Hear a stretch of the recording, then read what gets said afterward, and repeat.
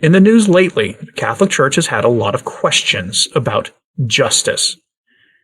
One of the questions of justice, according to the social teaching of the Church, is that the Church can basically get along with almost any kind of regime, any kind of political system, as long as that system and that government in question allows the Church to have the freedom to do her work, which is first and foremost spreading the gospel, bringing souls to Christ, and second, helping the poor in a variety of ways. And in America, in the last month or so, in Washington state, the bishops warned everybody that the state was trying to end the seal of confession through legal means. And then right after they issued that warning, the state legislature passed a bill doing just that, telling priests they had to violate the seal of confession, which would incur them an automatic excommunication, by the way, or they would go to jail for certain things, if certain things are confessed, including McCarrick-type offenses. The bishops basically said they're going to sue, and the Trump administration has recently, as I reported here, announced that they're looking into the situation and may be taking the state of Washington to court over this on religious freedom grounds. All of this got the attention of Bishop Robert Barron, who is one of the most popular figures in the church in America, and he is near the top of my list of people you should expect to see get a promotion under Pope Leo sooner rather than later. That's just a hunch that I have, but his time in that smaller diocese he's in, when there are going to be episcopal appointments or episcopal sees available in archdioceses, some very high-profile ones coming very soon, keep an eye on Bishop Barron. But we go here to Catholic World Report for the headline. Bishop Barron urges court to strike down Washington law that targets the seal of confession. Posted yesterday on the 4th of July. Now, honestly, I'm not the biggest fan of Bishop Barron. He's great on the subject of scientism. I will never denigrate him on the issue of scientism. He is wonderful on that. And he's also wonderful on the issue of people not believing in the real presence of our blessed Lord Jesus Christ in the Eucharist. But he's very wishy-washy on things like, can he be saved outside the church? And he's very wishy-washy on a lot of other doctrinal and theological issues that stem from Vatican II. But he's generally on the more conservative side of the post-Vatican II order of things. And he has brought unequivocally a lot of people into Catholicism. Again, I can't denigrate him for that, so I have mixed feelings on him. But this is like Bishop Barron at his best, right here. The borderline angry Bishop Barron warning about the overreaches of Caesar. We go here to this article, which was important enough that the Catholic News Agency and the Catholic World Report published this on the 4th of July. Bishop Robert Barron on July 4th urged a federal court to strike down a Washington state law that would force priests to violate the seal of confession, telling the court the law is manifestly disrespectful of the ancient and vital church practice.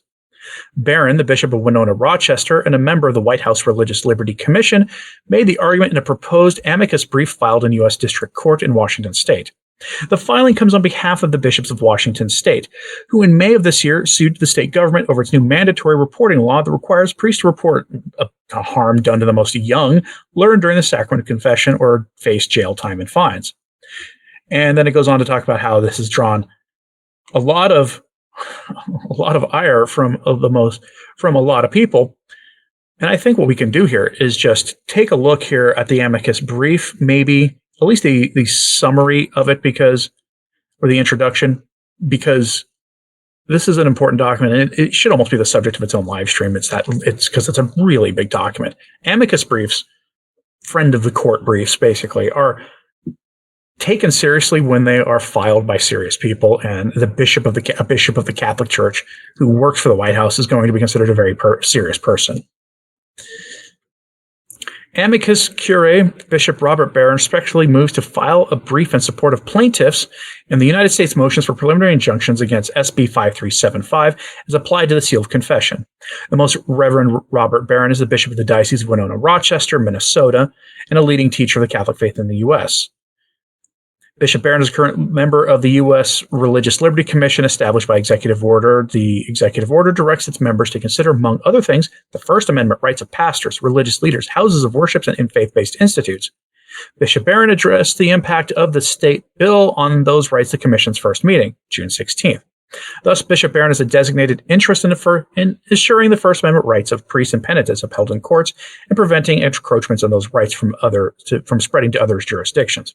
What he's doing here is establishing in his amicus brief his own credentials for filing something with the court.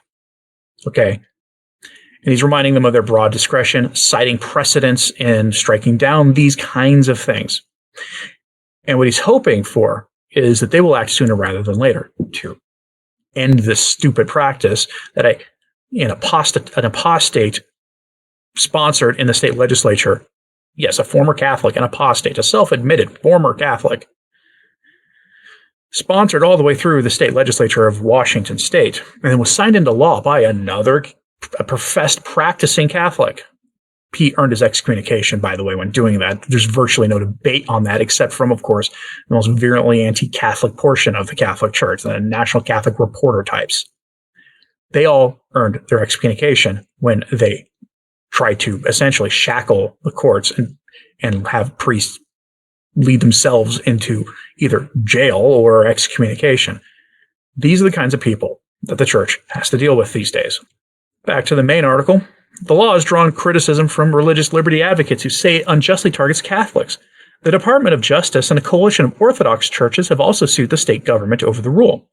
The Confraternity of Catholic Clergy, representing over 500 Catholic priests and deacons from the U.S., Australia, and the United Kingdom, last month issued a statement defending the inviolability of the seal of confession, arguing against laws like Washington State's, and they've attempted this in Australia too, by the way, and pointing out that the protection of the most young can be lawfully and morally done without violating religious liberty. Barron's brief stressed to the court what it described as the often misunderstood theological underpinnings of the seal of confession. Few religious practices are more understood than the sacred seal of confession in the Catholic Church, the bishop wrote in the document. Since Catholics believe that penitents who seek the sacrament of confession are speaking to and hearing from the Lord himself via the priest, then absolutely nothing ought to stand in the way of a sinner who seeks this font of grace, Barron wrote. If a penitent is aware that the priest might, let alone must, share with others what was given in the most sacred confidence, he or she would be reluctant indeed to ever approach confession, he said. The bishop argued that the state law is manifestly premised on a disrespect for the confessional seal, in part because it explicitly exempts clergy from an otherwise broad exception for privileged communications. And it goes on to talk about how it goes into effect on July 27th, this year, just a few weeks from now, and will essentially violate the First Amendment. Nakedly on its face, it does. That's not even a question at this point. Now, that's not only, of course, our only topic of justice today. We had an interesting news that broke, and it's this. Take this as good news. Father Marco Rupnik, he has a trial now in the Vatican, and they've announced who some of the participants in this are going to be. You go back now to Il Messaggero, who talks about how the horrible Rupnik case under Leo XIV is destined to go forward. Again, this is a Google Chrome translating issue. The judging panel has been identified, meaning the judges in this have been identified. Actually, it was posted on July 3rd, but it's got no attention because this past week has been very slow in the news and on YouTube. Here are the details. You can consider this good news, but listen to the names here. So, is it actually good news? We have found the judges who will try Father Marco Ivan Rupnik, the former Jesuit theologian and world-famous artist, dismissed in June 2023 from the Society of Jesus, accused of psychological and fleshly harm by some nuns. It's putting it mildly. Cardinal Victor Manuel Fernandez, prefect of the Dicastery for the Doctrine of the Faith, quickly answers journalists as he rushes out for the Vatican press room where the green mass for the defense of creation has just been presented. Up until now, this horrible case of evil against an unspecified number of nuns, about 30 are said to have been, has been handled in total opacity and obvious embarrassment. Rupnik is a personal friend of many cardinals and even of Pope Francis and St. John Paul II, and as a result, has always enjoyed a particularly respectful position within the Vatican, which certainly slowed down the course of justice. In any case, the date is not yet known exactly when the trial will begin, and Fernandez dismisses the question with a few words. I can't say anything. There are the technical times of the canonical process. Now it will be necessary to notify the victims formally. The important thing he added was the choice of judges. It was a very difficult thing. End quote. There's more here, and we'll go into it just a moment. I suspect that Fernandez will be among the judges. I don't know if that's a good thing or not. I hope I'm wrong. But at least the church can move forward on this question. Rupnik will get his day in court, an ecclesiastical court, who will probably not put him in a jail cell, because to my knowledge, the Vatican hasn't dusted off its Middle Ages dungeons, although it really should for men like him. He is, for those who don't know, and I'm going to say this as delicately as I can, not just because of YouTube's rules, but because I can barely bring myself to verbalize the evil things that he did. And I can't bring myself to verbalize everything he did. But he used his authority as a priest who was overseeing a religious order of nuns, one that's basically defunct now because of what he did to them, to turn them into his, we'll say, playthings. He used his authority. He used his charisma. He has apparently a lot of charisma, and they treated him the way many founders and religious orders are treated. Founders and religious orders are typically canonized later in life if their religious order thrives. Think about the influence that has. And he coerced many of them, and coerce is definitely the right word, to violate their vows with him. And then he would absolve them of their sins that he committed with them in the confessional, which is what earned him his automatic excommunication. He did things involving mass implements that I can't bring myself to say, other than to say that he desecrated them in the most heinous and impure way imaginable. And it's that and the use of the seal of confession that caused the modern Jesuit order, I want you to think about how bad this has to be, the contemporary Jesuits, to excommunicate him, to kick him out of the Jesuit order and report him to Rome. And he incurred an automatic excommunication, which was then lifted by Pope Francis. And Rupnik was put back into doing pastoral work and right back to making his hideous art. Now he has a day in court. We don't know the date, but Fernandez can give us a little bit more here. Quote, "It was about dispelling any suspicion that there could be interests of someone in the dicastery. The important thing was to look for people who would not give rise to any suspicion. In choosing the robes, the Vatican's objective was to find people who had no interest and were above suspicion. Now they are working with the necessary confidentiality. When asked how it was possible to excommunicate Rupnik and then lift the excommunication, Cardinal Fernandez admitted, it happens more often than you might imagine. Sometimes the excommunication is imposed and lifted on the same day." Leo XIV in the Millstoke of the Rupnik case, this is another article they have about how this is essentially like an albatross around that the Pope has to carry.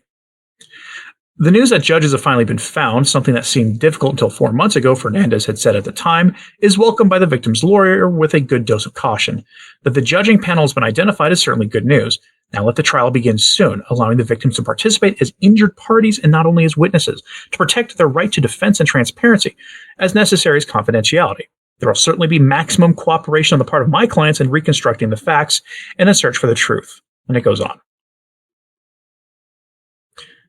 So tune in here. If you're not subscribed yet, subscribe, because I will be covering that trial when it happens, whenever it happens. But at least now we have that much, and that is good news.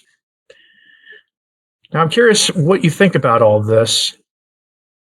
Catholic Cat, I guess you didn't know about the mass implements. Yeah, it's worse than you probably think. That's all I can say. Well, let me know what you think about this in the comments, please. Like and subscribe if you haven't. It does help. Sharing this on social media helps a lot, too.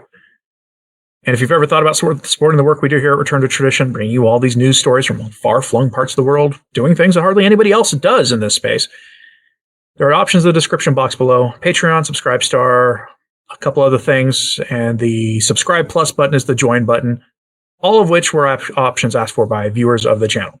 It does help keep these daily messages coming and is greatly appreciated. Pray for everybody we spoke about today.